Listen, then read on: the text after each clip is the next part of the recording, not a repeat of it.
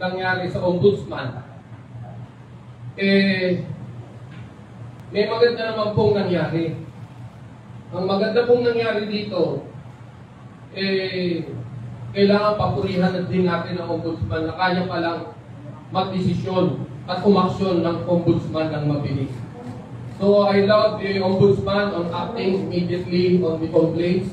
Nagpapasalamat po ako and I will abide by the order of ombudsman. But please, nakikiusap po ako. Baka naman pwede aksyonan nyo rin po yung reklamo naman po ng NIA na nilagdaan ng inyong lingkod. Yan po ay reklamo po, hindi po ng personal na tao, kundi reklamo po yan ng taong bayan. Pera po ng taong bayan ang hinahabol natin yan. Daang milyon po ang bilang yan. Mas importante pa po ba yung pong sitwasyon na nagaganap sa amin, sa NIA, sa amin pong pag-aayos, sa amin pong operasyon, kumpara dyan po sa nawawalang pera natin, o shall I say, dyan po sa pera mawawala pa sa atin. Yun lang po ang pakiusap ko na naway, huwag po tayong magpagamit. No po?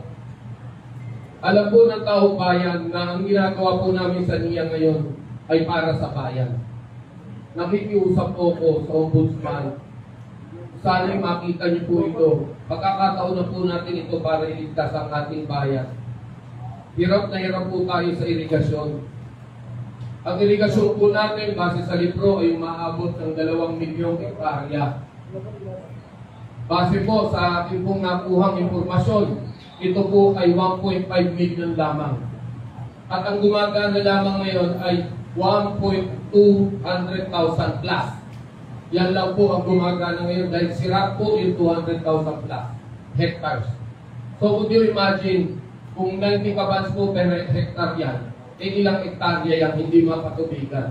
Kung kaya gano'n na lang po kayo nagtataka bakit kulang ang bigas o palay sa ating pong bansa ngayon.